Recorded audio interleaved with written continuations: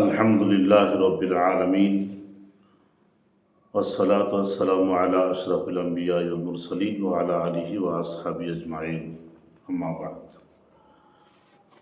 রমজানুল মুবারকের বিশেষ কিছু আমল নিয়ে আমি আজ কথা বলতে চাই।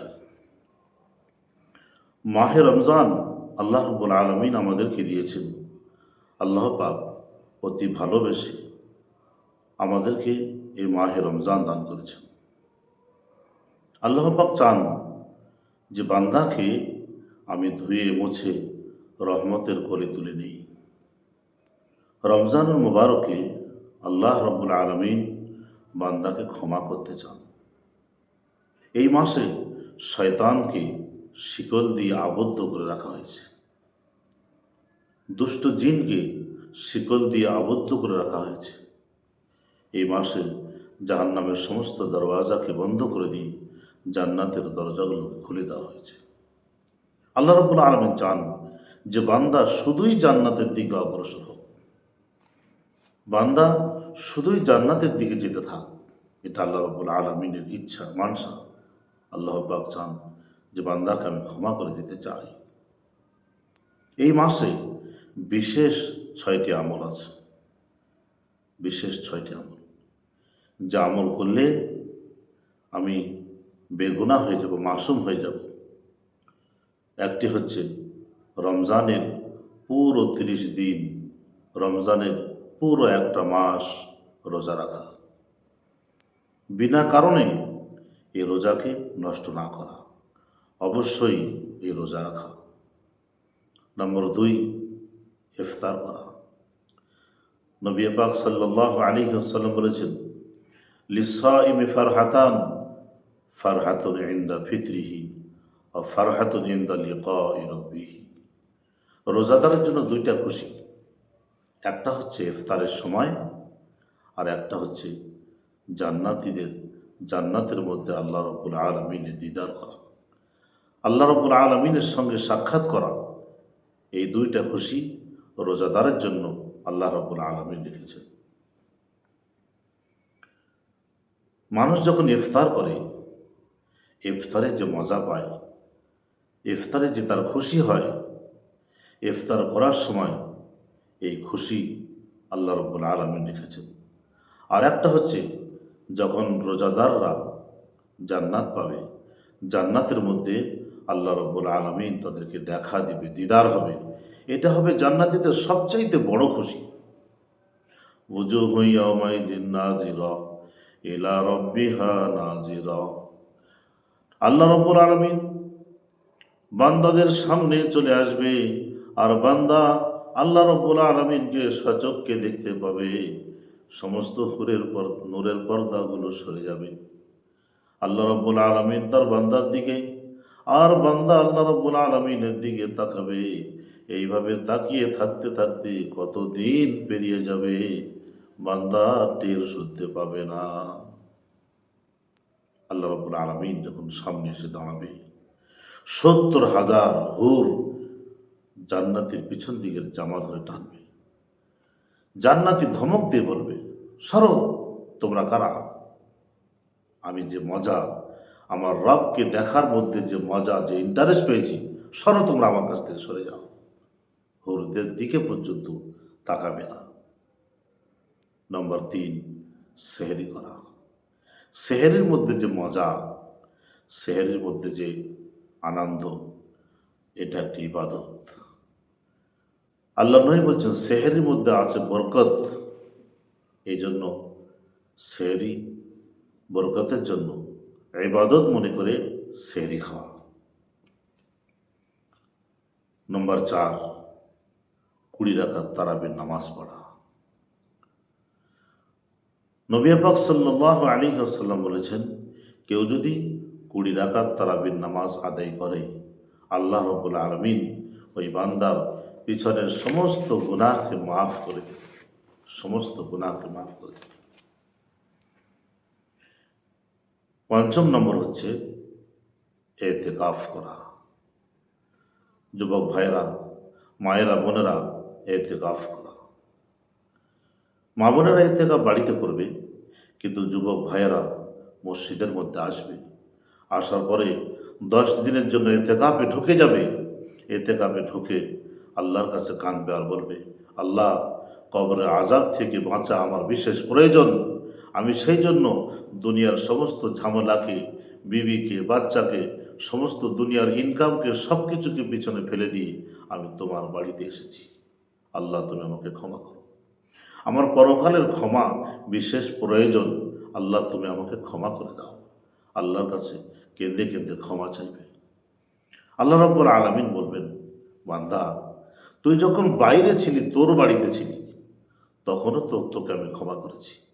যারা বাইরের থেকে আমাকে ডাকে তাদেরকেও তো আমি ক্ষমা করে দিই। আজকে আমার বাড়িতে এসে, আমার ঘরে এসে তুমি আমার কাছে ক্ষমা চাইছো, আমি তোমাকে ক্ষমা না করে পারি? আমি তোমাকে ক্ষমা না করে পারি? বলবে বান্দা, বলবে আল্লাহ, আমি তোমার ঘরে সেই পর্যন্ত অপেক্ষা করছি যতক্ষণ পর্যন্ত নতুন চাঁদ না উঠেছে, ততক্ষণ পর্যন্ত আমি তোমার এই ঘর থেকে আর বার হচ্ছি না। দুনিয়ার সম্পর্ক, দুনিয়ার সমস্ত সম্পর্ক ছেদ করে দিয়ে আল্লাহর ঘরে এসে আশ্রয় নাও, আল্লাহর কাছে ক্ষমা করা। আপনি যখন এসে আল্লাহর ঘরে পড়ে আল্লাহর কাছে চাইবেন, আল্লাহ রাব্বুল আলামিন অবশ্যই আপনাকে ক্ষমা করবেই করবে। 6 নম্বর হচ্ছে রমজানের শেষ 10 দিনের ভিতরে শবে কদরের তালাশ করা। শবে কদর 27 রাত্রিতে নয়, শবে কদর কোনো উৎসব নয়, শবে কদর কোনো পরব নয়। শবে কদর হচ্ছে বান্দাকে তালাশ করা, আল্লাহর সঙ্গে মিলিত হওয়ার, ফজিলত হাসিল করার একটি রাত্রি। শবে কদরের 27 তারিখের যেমন মর্যাদা, 21 তারিখের তেমনি মর্যাদা, 23 তারিখের তেমনি মর্যাদা, 25 তারিখের তেমনি মর্যাদা, 27 তারিখের তেমনি মর্যাদা, 29 তারিখের তেমনি মর্যাদা। এই জন্য শেষ 5টা দিন, রমজানের শেষ 10 দিনের এই 5টা বিজোড় রাত্রিতে, প্রত্যেক রাত্রিতে শবে কদরের তালাশ করা। এই 6টি আমল: 1 নম্বর, একটি পুরো মাস রোজা রাখা; 2 নম্বর, ইফতার করা; 3 নম্বর, সাহরি করা; 4 নম্বর, 20 রাকাত তারাবি মুস্তাকিল, পরস্পর 30 দিন, একটি মাস পুরো তারাবি পড়া। তারপরে 5 নম্বর, এতেকাফ করা, দুনিয়ার সম্পর্কে পিছে ফেলে দিয়ে এতেকাফ করা। 6 নম্বর, বান্দা শবে কদরের তালাশ করবে। কোথায়? শবে কদরের তালাশ লাস্টের বিজোড় 5টি রাত্রির মধ্যে করবে। শুধু 27 রাত্রিতে অনুষ্ঠান করা, উৎসব করা, পরব করা নয়। আমরা এই আমল যদি করি, বান্দা চান যে, আল্লাহ চান যে বান্দার সমস্ত গুনাহগুলোকে ধুয়ে পুছে পরিষ্কার করে তাকে আমি বেগুনাহ, তাকে আমি মাসুম করে নিতে চাই। আল্লাহ পাকের এই ইচ্ছা। রমজান তো এই জন্য আল্লাহ পাক আমাদেরকে দিয়েছে। এই জন্য রমজানের এই ফজিলত, রমজানের এই গুরুত্বকে হাতছাড়া না করে দিই। আমরা রমজান মাসে অবশ্যই রমজানের এই ফজিলতকে হাসিল করব ইনশাআল্লাহ। যে সমস্ত মা বোনেরা বাড়িতে থাকেন, আমরা বাড়িতে স্বামী থেকে, ছেলে থেকে আলাদা হয়ে ঘরের একটি কোণায় আশ্রয় নিয়ে আমরা আল্লাহর কাছে 10 দিন এতেকাফ করব। এতেকাফ করব কারোর সামনে, কেউ যখন বাড়িতে থাকবে না, ফুজুল কথাবার্তা না বলে প্রয়োজনীয় বাড়ির এই কাজগুলো লুকিয়ে লুকিয়ে করা চলবে। কিন্তু স্বাভাবিক জীবনে যেমন স্বামীর সঙ্গে, ছেলেদের সঙ্গে, প্রতিবেশীর সঙ্গে মিলিত হই, সেরকম না। ঘরের ভিতরে কোনায় ঢুকে পড়ে আল্লাহর কাছে 10 দিন ধরে কান্নাকাটা করা, হে আল্লাহ, আমি আল্লাহর বান্দি, আমি ঘরের কোনায় ঢুকে পড়েছি শুধু তোমার জন্য। আল্লাহ, তুমি আমাকেও ক্ষমা করো। যতক্ষণ পর্যন্ত তুমি আমাকে ক্ষমা না করছো, ততক্ষণ পর্যন্ত আমি এই ঘরের কোণার থেকে বাহির হব না। আমি তোমার জন্য এই ঘরে নিজেকে আবদ্ধ করলাম, ঢুকে পড়া। যতক্ষণ পর্যন্ত নতুন চাঁদ না উঠেছে, ততক্ষণ পর্যন্ত আমি বাহির হচ্ছি না। আল্লাহ রাহে ঢুকে পড়া। আল্লাহ রাব্বুল আলামিন বলবেন, বান্দি, তুমি যখন বাইরে ঘোরাফেরা করছিলে, তুমি যখন সংসারে ছিলে, তোমার মতন এইরকম অনেককে তো আমি বাইরেই ক্ষমা করে দিয়েছি। আজকে যখন তুমি ঘরের মধ্যে আমার আমার কাছে ক্ষমা চাওয়ার জন্য, কবরের আযাব থেকে বাঁচার জন্য, তুমি হাসরের ময়দানে বাঁচার জন্য, তোমার জান্নাতের আশাধারী হয়ে যখন তুমি নিজেকে আবদ্ধ করেছো, আমি তোমাকে ক্ষমা না করে পারি? অবশ্যই আল্লাহ রাব্বুল আলামিন ওই বান্দিকে ক্ষমা করে দেবে। ভাই সকল, নিজের সুখ নিজের সুখ, নিজের দুঃখটা নিজেরই দুঃখ। আপনার দুঃখের মধ্যে কেউ সামিল হতে পারবে না, আপনার সুখের মধ্যে কেউ সামিল হতে পারবে না। আপনার যদি পা ভেঙে যায়, আপনি যে ব্যথা পাবেন, এই ব্যথা আপনার ছেলে পাবে না, মেয়ে পাবে না, প্রতিবেশী পাবে না।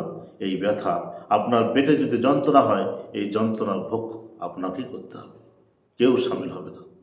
আপনি যদি নিজেকে ফ্রি মাইন্ড মনে করেন, খুশিতে থাকেন, এই খুশি শুধু আপনার জন্য, এই খুশি আর কারোর জন্য নয়। নিজের দুঃখ নিজেরই জন্য, নিজের খুশি নিজের জন্য। এই জন্য আমরা যারা বাড়িতে আছে মা বোনেরা, অনেকেই তারাবির নামাজ পড়তে জানে না।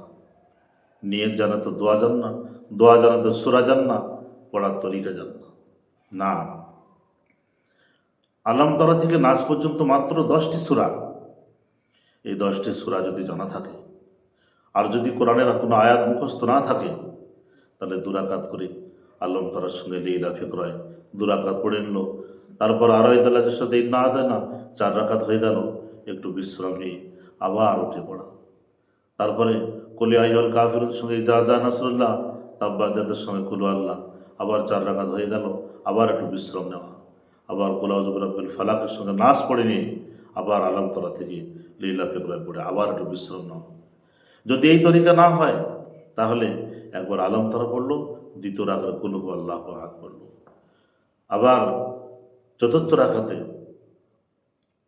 লীলা ফিকরায় পড়লো, আবার কুল হু আল্লাহ পড়লো, তারপরে রাখাতে আড়াইতাল্লাহি পড়লো, আবার কুল হু আল্লাহ পড়লো।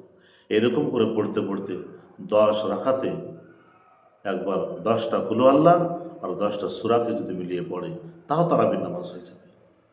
এই জন্য রমজান মুবারকে আমরা বাড়িতে থেকেও কোনো মা বোন যেন নামাজকে ছেড়ে দেব না। অবশ্যই আমরা এই তারাবির নামাজকে বাড়িতে বসে বসেও একটু কষ্ট হলেও, অন্য মাস থেকে একটু খাবার কম খাবো, অন্য মাস থেকে একটু পরিশ্রম বেশি করব, অন্য মাস থেকে একটু খাটাখাটনি বেশি করব, কিন্তু আমার নিজের ইবাদত, আমার নিজের রমজানের ফজিলত থেকে আমি যেন সরে না যাই। আমি যদি আমলগুলো করি, কিয়ামতের দিনে আমারই ভালো হবে। এই জন্য প্রত্যেককে আমি অনুরোধ করছি, রমজানুল মুবারকের এই ফজিলতপূর্ণ আমল থেকে আমরা কেউ দূরে সরব না। আমরা অবশ্যই এই আমলগুলো গুরুত্ব সহকারে করব ইনশাআল্লাহ। আল্লাহ পাক আমাদের সবাইকে শোনা এবং বলার সাথে সাথে আমলের তৌফিক দান করুন। আমিন। ও আখির দাওয়ানা আনিল হামদুলিল্লাহি রাব্বিল আলামিন। ভিডিওটাকে বেশি বেশি করে শেয়ার করবেন। যদি আপনি শেয়ার করেন, তাহলে আপনিও নেকির অধিকারী হবেন। আল্লাহ পাক আমাদেরকে আমলের তৌফিক দান করুন। আসসালামু আলাইকুম ওয়া রাহমাতুল্লাহি ওয়া বারাকাতুহু।